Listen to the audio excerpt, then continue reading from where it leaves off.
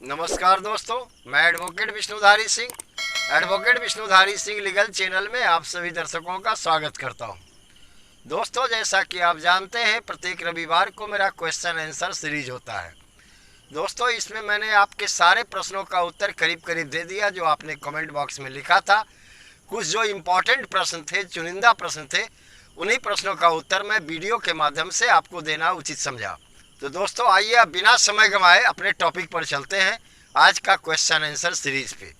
दोस्तों, आइए, पहला क्वेश्चन है विवेक आनंद जी का। इन्होंने कहा कि एक परिवार में पंचनामा बंटवारा हुआ, उस बंटवारा के पेपर पर सभी पक्षों का हस्ताक्षर है और ग्रामीण के पंचों का भी हस्ताक्षर है। उसी पंचनामा बंटवारा के आधार पर उसमें एक व्यक्ति ने, उसके एक हिस्सेदार ने अपना दाखिल खारिज सर्किल ऑफिस के कार्यालय में करवा लिया। क्या यह पंचनामा मान्य है? उत्तर में मुझे कहना है विवेकानंद जी, इस तरह का पंचनामा मान्य है। इस तरह के पंचनामा को कहते हैं पारिवारिक सेटलमेंट बंटवारा, यानी ऐसे बंटवारा में जिसमें सभी पक्षों का दस्तखत हो, नॉन जुडिशियल स्टाम्प पर पूरा बंटवारा लिखा गया हो, सभी पक्षों का शेड्यूल अलग अलग बना हुआ हो जिसकी जितनी हिस्सा हुई, और उसी बंटवारा के पेपर पर ग्रामीण पंचों का या गांव के मुखिया या सरपंच का दस्तखत हो।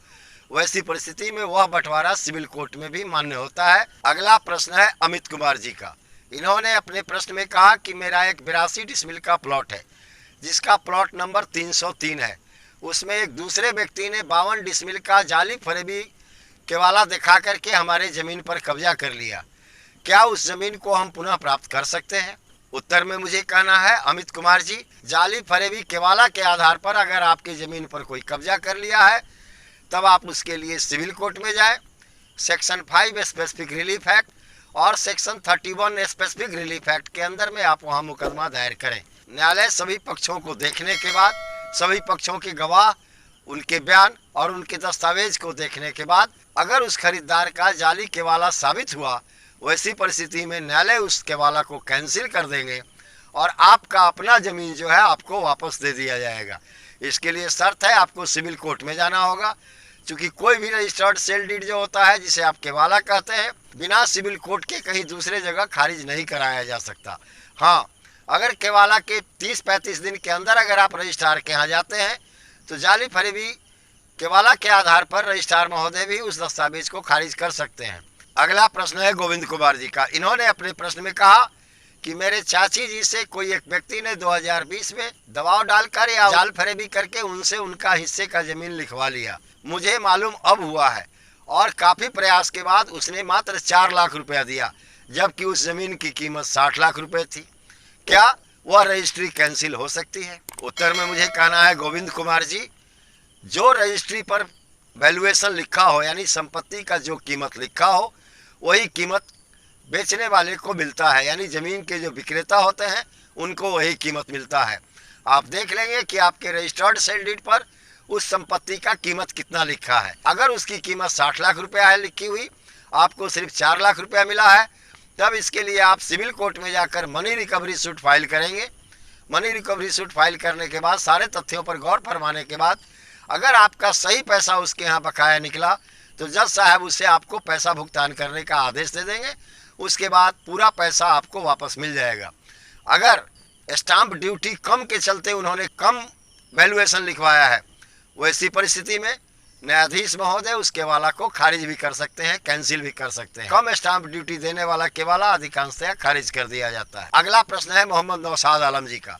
इन्होंने कहा कि मैंने एक केवाला जमीन खरीदा, उस केवाला पर उस जमीन का प्लॉट नंबर गलत चढ़ गया है और जो जमीन को बेचने वाला था वह भी मर चुका है। क्या ऐसी परिस्थिति में हम अपने दस्तावेज पर प्लॉट नंबर को सुधरवा सकते हैं? उत्तर में मुझे कहना है नौशाद आलम जी, आप निश्चित सुधरवा सकते हैं। इसके लिए आपको सिविल कोर्ट में जाना होगा। सिविल कोर्ट में जाकर स्पेसिफिक रिलीफ एक्ट की धारा 27 के अंदर में रेक्टिफिकेशन ऑफ डॉक्यूमेंट का सूट फाइल करना होगा।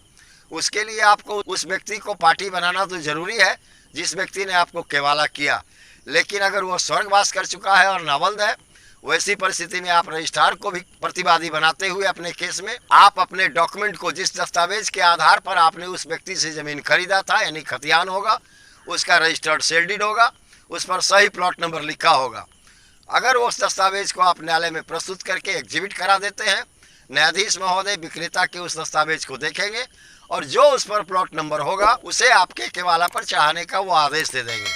ऐसी परिस्थिति में आप वहां से सर्टिफाई कॉपी आदेश का नकल निकालें और अपने केवाला के साथ रजिस्ट्रार के ऑफिस में जाएं। न्यायालय के आदेश के अनुसार रजिस्ट्रार महोदय आपके केवाला पर जो गलत प्लॉट नंबर चढ़ गया है उसमें सुधार कर देंगे।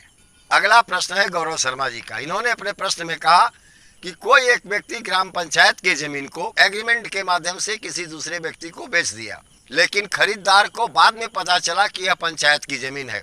क्या विक्रेता पर 420 का केस चल सकता है? उत्तर में मुझे कहना है गौरव शर्मा जी, जमीन वही बेच सकता है जो व्यक्ति जमीन का मालिक हो।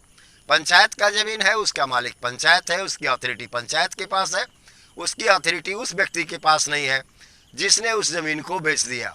वैसी परिस्थिति में बाद में अगर मालूम हुआ खरीदार को कि मुझे वह पंचायत की जमीन दे दी गई है, ऐसी परिस्थिति में खरीदार आप पर 420 का मुकदमा भी कर सकता है। लेकिन एक बात यहाँ याद रखने के लिए है गौरव शर्मा जी, महज एग्रीमेंट के आधार पर जमीन नहीं बेची जा सकती।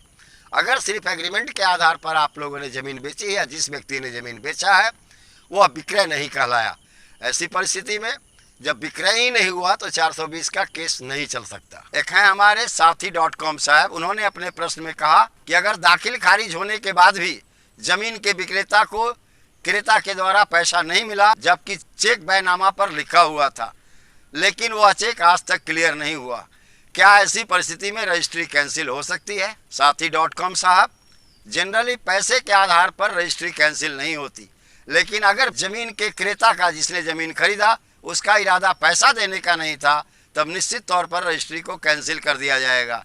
इसके लिए आपको सिविल कोर्ट में जाकर के यह साबित करना होगा कि जमीन के खरीदार का इरादा पैसा देने का नहीं है। वैसी परिस्थिति में सारे तथ्यों पर गौर फरमाने के बाद माननीय न्यायाधीश महोदय आपके द्वारा किए गए सेल डीड को कैंसिल कर देंगे। इससे दाखिल खारिज से कोई लेना देना नहीं है। दाखिल खारिज हुआ या नहीं हुआ, इससे आपको कोई लेना देना नहीं है। आपको सिर्फ इतना ही से लेना देना है कि जमीन का जो क्रेता है, खरीदार है, उसका इरादा आपको पैसा देने का नहीं था। तो धन्यवाद दोस्तों। अब विशेष अगले वीडियो में आपके चुनिंदा प्रश्नों का उत्तर मैंने इसमें दे दिया। आपके अधिकांश प्रश्नों का उत्तर मैंने कमेंट बॉक्स में दिया है, आप उसे वहाँ भी देख सकते हैं। धन्यवाद, नमस्कार। विशेष अगले वीडियो में अगर आपको मेरा यह वीडियो पसंद आया तो आप इसे लाइक करें, सब्सक्राइब करें, अपने दोस्तों और साथियों को शेयर करें, ताकि उन लोगों के पास भी अगर इन प्रश्नों के अनुसार कोई कानूनी समस्या है तो इस वीडियो को देखकर कानूनी रूप से न्यायालय में जाकर अपना निदान ढूंढ सकें। धन्यवाद।